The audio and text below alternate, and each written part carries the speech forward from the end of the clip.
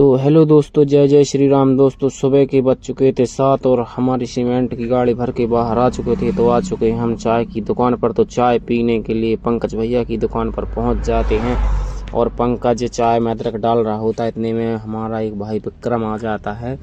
तो वो हमसे बोलने लगता है और कहाँ जा रहे हो। तो मैंने उससे बोला था हम लोग नरसिंहपुर साइड जा रहे होते हैं। और वो चाय बढ़िया बना रहा होता और हंस रहा होता और मेरे से पूछता है तो उस्ताद कैसा चल रहा है अभी काम। तो मैं उसको बता देता हूँ काम तो सही चल रहा है। और हमारा बंदा उस साइड बैठ के देख रहा होता है। और हम लोग चाय पीने के लिए उसको बोले यार भाई जल्दी बना दो। तो वो चाय जल्दी बना रहा होता है, गैस तेज कर देता है और चाय उबलने लगती है। फिर हम वहाँ से निकलते। तो हम पंकज के यहाँ से चाय पी के निकलने ही वाले थे तो ओवर ब्रिज पर पहुँच जाते हैं और महिंद्रा गाड़ी का एक्सीडेंट हो जाता है। वो चकनाचूर पीछे से और आगे से हो जाती है। तो हम वो देखते रहते हैं और बाजू से निकल जाते हैं। और 40-30 किलोमीटर चलने के बाद हम लोग पहुँच जाते हैं गड़ाकोटा। और गड़ाकोटा पहुँचते हैं और आराम से चले जाते हैं, क्योंकि ये गाड़ी हमारे आगे चल रही थी और हम लोग को लग रही थी भूख। तो हम नाश्ता लेने अपने कंडक्टर को भेजा देते हैं कि भाई नाश्ता लेके आ जाओ। तो बोलता उस्ताद समोसा है। तो हम बोलते वही समोसा ले लो। तो वो समोसा ले लेता है और लेने के बाद बारिश होती रहती तो हम इधर उधर देखते हैं और ऐसा लग रहा होता है कि बारिश बहुत ज़ोर से होने वाली है। तो हमारा नाश्ता आ जाता है और हम नाश्ता करने लगते हैं। नाश्ता हम कर लेते हैं और नाश्ता कर रहा होता है तो घर की बात चलती है। तो उसी बात पे हम लोग हंसते हैं और अपने सिर को देखते रहते हैं आईने में। और वो बोलता है हमसे उस्ताद कब तक यहाँ से निकले। तो थोड़ी दूर यहाँ से निकल रहे होते हैं, हम लोगों का नाश्ता हो चुका था तो हम लोग यहाँ से निकल जाते हैं। और एक ट्रैक्टर जा रहा था, उसमें गेहूँ लोड थे तो उसकी पन्नी डली थी पर वो भीग रही। तो बात हमारी यही चलती रहती है और हम वहाँ से निकल जाते हैं।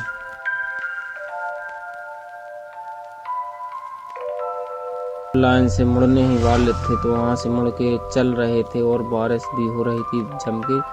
तो हम वहाँ से साइड से मुड़ जाते हैं और बारिश आती रहती तो रोड हमको मिल जाती है बहुत अच्छी। तो हम बहुत अच्छी स्पीड में 50-60-70 की स्पीड में चलते हैं और वहाँ से निकलते हुए देखते हैं। तो हमने सोचा थोड़े आधे घंटे में हम लोग पहुँच जाते हैं राजमार्ग। तो राजमार्ग में जी बैठा रहता है और पहुँचता रहता है उस्ताद देखते। तो मैंने बोला उससे कि चलो टायर देख लेते, गिट्टी पंचर तो नहीं हुआ।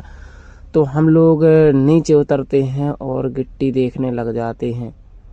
तो नीचे उतरने के बाद वो टायर है ना जो हम टायर दिखाते हैं और टायर देखने लग जाते हैं, क्योंकि हमारा टायर गाड़ी खा रही थी क्योंकि उसका अलाइनमेंट रंग था। तो मैं उंगली करके बता रहा होता हूँ। और थोड़े आगे चलते हैं वहाँ पे तो देखते हैं दूसरे टायर को। तो वो टायर सही साट रहता है पर उसकी उंगली मतलब उसमें हाथ रख के देखता हूँ तो वैसे ही मुड़ गया होता है, मतलब उसमें रबड़ नहीं कम होती है। फिर हम लोग उस साइड भी चलते हैं और टायर को दिखाएंगे। आप देखिए कि टायर हमारे किस साइड से उसमें गड्ढे बना रहा है। अगर इसमें कोई उपाय हो अगर तो आप ड्राइवर भाई बता सकते हैं क्या करें, क्योंकि ये गड्ढे बहुत सारे बना दिए उसने, जरा से गड्ढे बना रहा है। और गड्ढे बनाने के बाद हम सेठ से भी बोलेंगे भाई गड्ढे बना रहा है क्या करना है। और ये टायर तो डले थे भाई, हमारे न्यू टायर डाले थे अभी। और जो है ना तो उसमें एक ठो टायर पंचर भी लगा हुआ है क्योंकि वो पंचर हो गया था। और पंचर होने की वजह ये थी कि उसमें लग गया था बोल्ट। और बोल्ट लगने के बाद फिर अब हम लोग सोचते हैं कि चलो यार गाड़ी जब तक टायर ठंडे होंगे जब तक हम चाय भी पी लेंगे।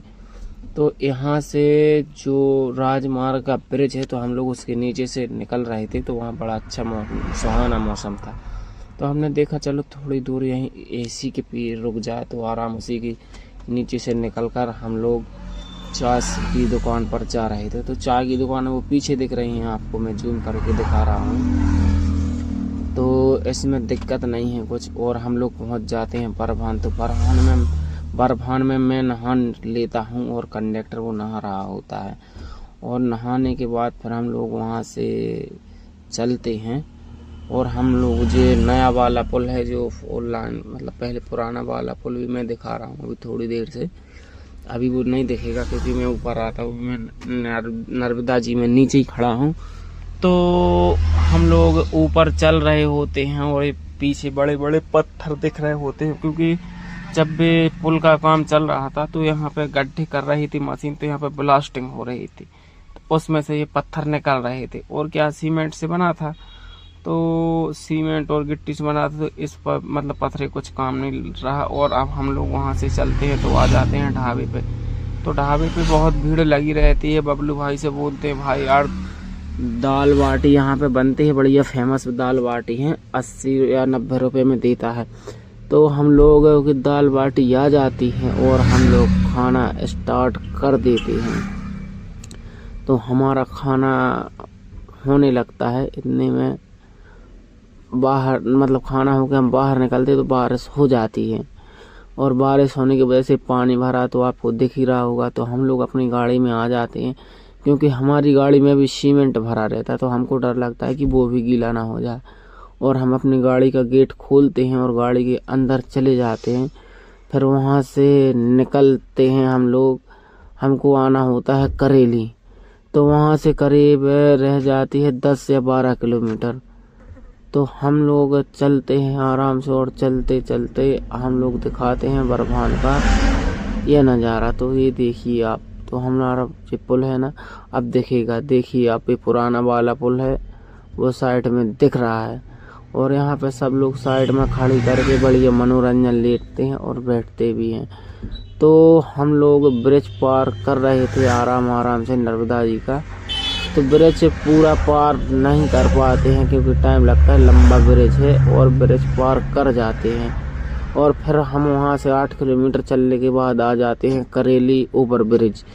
तो करेली में आ जाते, ओवर ब्रिज के नीचे हम उतरते हैं और हमें सीमेंट की दुकान का पता नहीं रहता है। तो हम अपनी पार्टी को फ़ोन लगाते, उससे पूछते कितने आगे आना है, तो वो बता देता है वहाँ से करीब 2-3 किलोमीटर चलना है। तो हम 2-3 किलोमीटर चलने के बाद जो ये दुकान दिख रही है ना आपको, तो इस दुकान के आगे पटेल बैटरी के बाद आगे पहुँच जाते हैं। तो हमें वो दुकान दिख जाती है जहाँ पे 4 व्हीलर खड़ी है सफ़ेद कलर की, और गिट्टी भी डली है। तो ये ट्रैक्टर खुला है यहीं पे, तो यहीं पे खाली होनी होती है। तो हमारी गाड़ी यहाँ लगा देते हैं हम, और थोड़े आगे चलने के बाद हमको एक एक्सीडेंट डला हुआ मिलता है, मतलब एक्सीडेंट 4 व्हीलर से हो जाता है। तो वो होता है करब गांव में। तो मैं करब गांव में आधी गाड़ी खाली करने के लिए आया था।